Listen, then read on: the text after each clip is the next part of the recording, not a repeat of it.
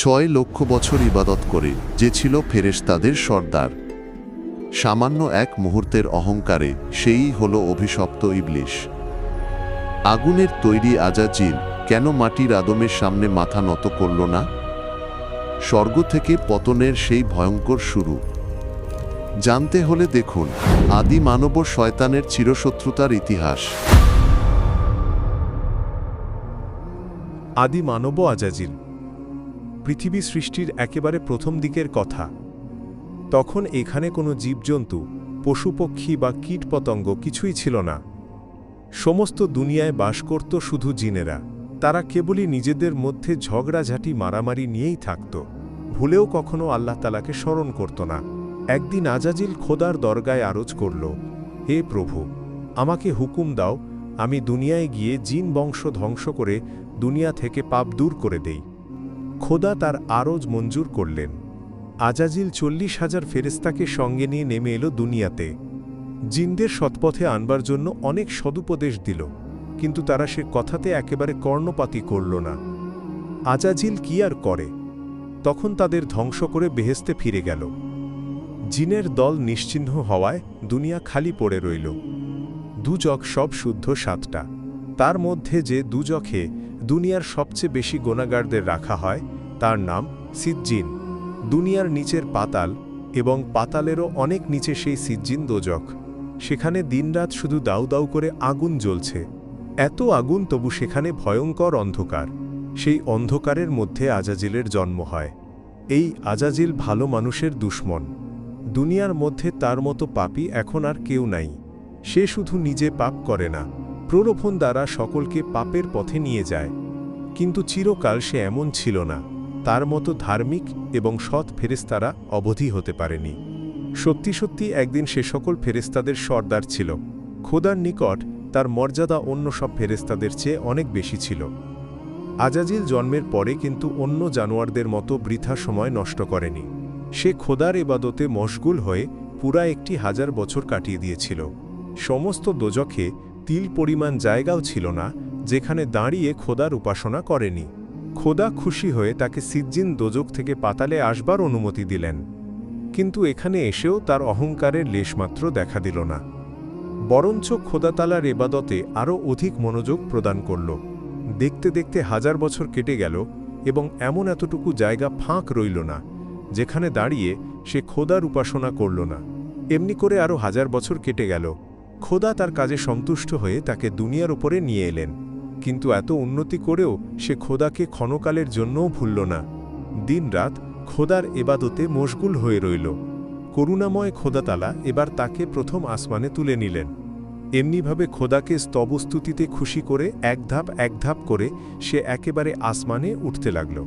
এক আসমানে 1000 বছর করে 7000 বছর ধরে আহার নেই, নিদ্রা নেই। দিনরাত কেবল রোজা আর নামাজ আর রোজা করে সে কাটালো। কোনো দিকে তার লক্ষ্য নেই। এক মনে এক প্রাণে খোদার উপাসনায় মশগুল হয়ে রইল। খোদা তার উপরে খুব খুশি হয়ে দোজখের নাপাক জানোয়ারকে বেহেশতে আসবার অনুমতি দিলেন। তাহলে তোমরা দেখছ নাপাক জানোয়ারও নিজের সাধনার ফলে কত উন্নতি করতে পারল। কোথায় ছিল আর কোথায় এলো। বেহেশতে এসে তার মনে এতটুকু দেমাগ বা এতটুকু অহংকার দেখা দিল না। ফেরেশতাগণ যখন হাসি খুশি ও আমোদ প্রমোদে রত থাকত, তখন আজাজিল খোদার ইবাদতে মগ্ন হয়ে থাকত। মনে তার সুখ নেই, শান্তি নেই। চোখ দিয়ে কেবল ঝরঝর ধারায় পানি পড়ত। সে খোদার কাছে শুধু এই আরজ করত, হে এলাহি আমিন, তোমার ইবাদত বন্দেগী কিছুই করতে পারলাম না, আমার গুনাহ মাফ করো। আমি বেহেশত চাই না, আমি চাই তোমাকে। এই রূপে বেহেশতের আমোদ আহ্লাদ, সুখ স্বাচ্ছন্দ্য সমস্ত অগ্রাহ্য করে সে আরও 1000 বছর খোদার ইবাদতে কাটিয়ে দিল। এবার খোদা তাআলা তার ওপর অতিশয় সদয় হয়ে ফেরেশতাদের সর্দার করে বেহেশতের খাজাঞ্চি করে দিলেন। হলে কি হবে, তথাপি সে আল্লাহকে এক মুহূর্তের জন্য ভুলল না। দিনরাত আল্লাহ নামে মশগুল হয়ে রইল। আর মাঝে মাঝে বেহেশতের মিনারের ওপরে উঠে আল্লাহ তাআলার উপাসনার উপকারিতা সম্বন্ধে ফেরেশতাদের উপদেশ দিতে লাগল। ফেরেশতাগণ তার জ্ঞান ও বুদ্ধি দেখে নিজেদের মধ্যে বলাবলি করতে লাগল, আজাজিল খোদার অতিশয় প্রিয়। যদি আমরা খোদার কাছে কখনো কোনো প্রকার বেয়াদবি করে ফেলি তাহলে তার সুপারিশে আমরা বেঁচে যাব। খোদা তার কথা না শুনে পারবেন না। এমনই করে ফেরেশতাদের মধ্যে মর্তবা দিনে দিনে বেড়ে যেতে লাগল। কিন্তু যার এত মর্তবা তার আশা এখনও মিটল না। এখনও খোদার ইবাদত ছাড়া আর কোনো দিক লক্ষ্য নেই। নিরালায় বসে কেবল খোদার জিকির করতে লাগল। এই রূপে আরও 1000 বছর কেটে গেল। সজল নয়নে কেবলই সে খোদার কাছে আরজ করতে লাগল, হে রহমান, তুমি আমাকে দোজক থেকে বেহেশতে এনেছ, এখন আমাকে মেহেরবানি করে একবার লৌহে মহফুজে তুলে নাও। খোদা তার আরজ মঞ্জুর করলেন।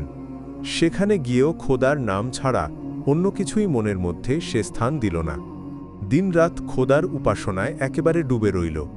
একদিন সে দেখতে পেল লৌহে মহফুজের এক জায়গায় লেখা রয়েছে, একজন ফেরেশতা 6 লক্ষ বৎসর খোদার উপাসনা করিবার পরও যদি সে একটিবার খোদার আদেশ অমান্য করে তা হলে সে চরম দুর্দশাপ্রাপ্ত হবে। তখন থেকে তার নাম হবে ইবলিশ। আজাজিল ভয়ে কাঁপতে লাগল। তার চোখ দিয়ে পানি ঝরতে লাগল। কোনো দিকে তার হুঁশ নেই। ধীর স্থিরভাবে পাথরের মূর্তির মতো দাঁড়িয়ে দাঁড়িয়ে খোদার দরগায় আরজ করতে লাগল। এমনিভাবে 5 লক্ষ বছর কেটে গেল।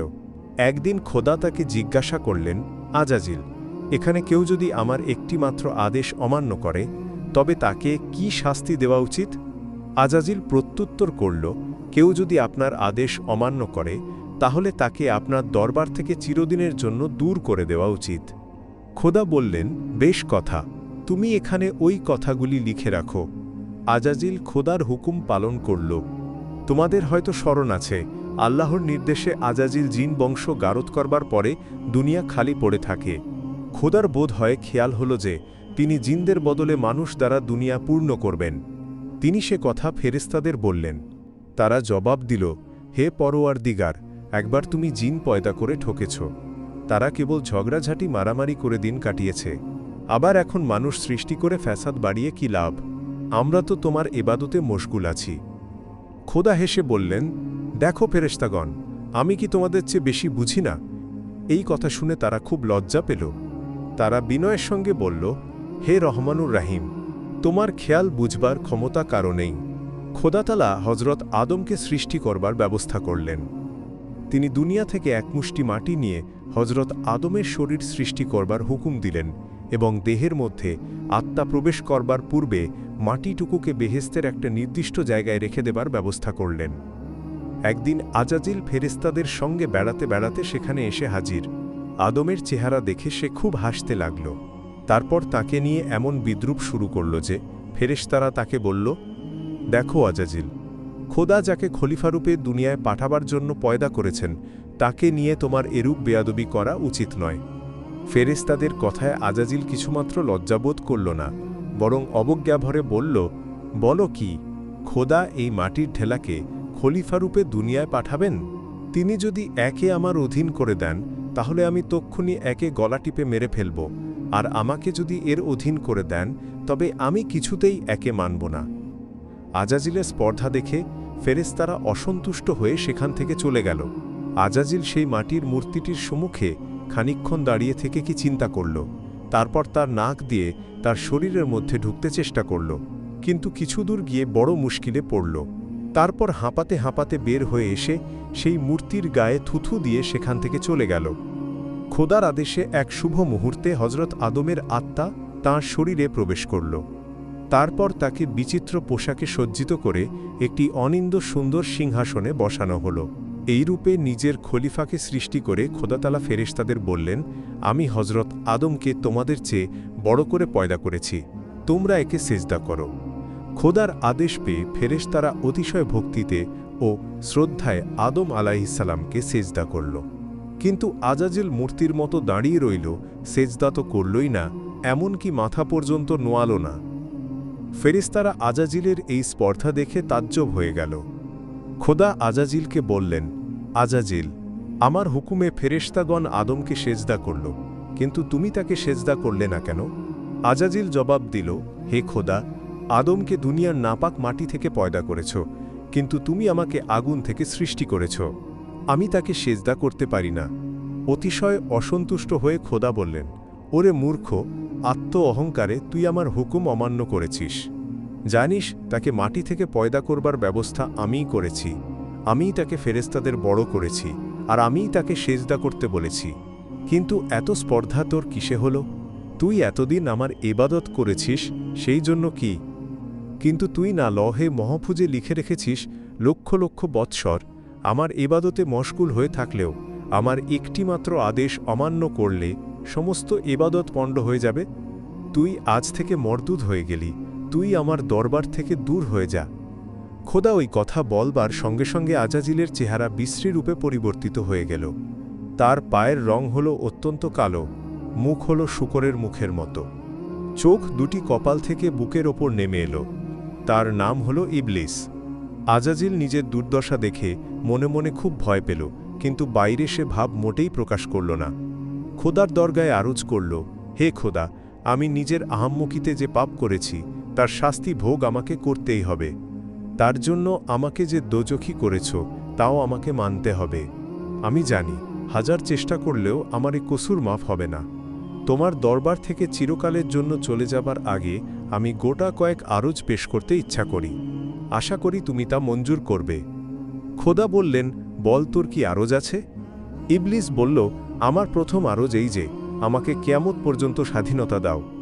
খোদা সে আরজ মঞ্জুর করলেন। ইবলিস তার দ্বিতীয় আবেদন পেশ করল, বলল, আমাকে লোকচক্ষে অদৃশ্য করে দাও, আর কেউ জানতে না পারে এমনি করে সকলের হাড় মাংস স্নায়ু মজ্জা শরীরের মধ্যে প্রবেশ করবার ক্ষমতা দাও। খোদা তাও মঞ্জুর করলেন। তারপর ইবলিস বলল, লক্ষ লক্ষ বছর তোমার ইবাদতে মশগুল থেকে সিজ্জিন দোজক হতে বেহেশতে আসবার সৌভাগ্য আমার হয়েছিল, কিন্তু তোমার তৈয়ারি সামান্য বান্দার ওপর বেয়াদবি করার জন্য আমাকে শাস্তি দিলে। তোমার প্রিয় মানবের ওপর আমি তার প্রতিশোধ নেব। তুমি আমাকে শয়তান করলে, আমি তোমার বান্দাকে শয়তান করে তৈরি করব।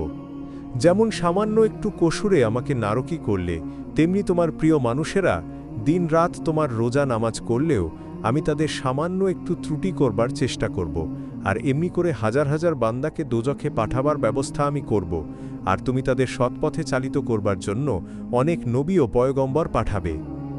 তারা তাদের উদ্ধারের জন্য অনেক পরামর্শ, অনেক উপদেশ দান করবেন, কিন্তু কিছুতেই কিছু হবে না। আজ থেকে তোমার মানবের অনিষ্ট করাই হবে আমার একমাত্র কাজ। এই বলে ইবলিস ডানা মেলে দুনিয়ার দিকে উড়ে গেল। সেই থেকে সে শয়তান। তার প্রতিজ্ঞা কেমন করে পূরণ করছে তা তোমরা দিন রাত দেখতে পাচ্ছ। খোদার ইমানদারের চেয়ে শয়তানের বেঈমানদের সংখ্যা দিন দিন বেড়েই চলেছে। তাহলে তোমরা দেখতে পেলে ইবলিস লক্ষ লক্ষ বছর খোদার উপাসনা করে কত উন্নতি করেছিল। একদিনের সামান্য একটু কসুরে তার সমস্ত নষ্ট হয়ে তার কত অধপতন হল। সুতরাং তোমার জীবনের প্রথম থেকে শেষ পর্যন্ত ন্যায়, ধর্ম ও সত্য পথে চলতে চেষ্টা করবে। কখনো ভুলেও এক নিমিষের জন্য একটুও ত্রুটি করবে না। জীবনের একটু কসুরও খোদা মাফ করেন না। তোমরা হয়তো মনে করবে প্রথমে একটু আধটু কসুর করে ভালো ভালো কাজ করবে, কিন্তু তা হয় না।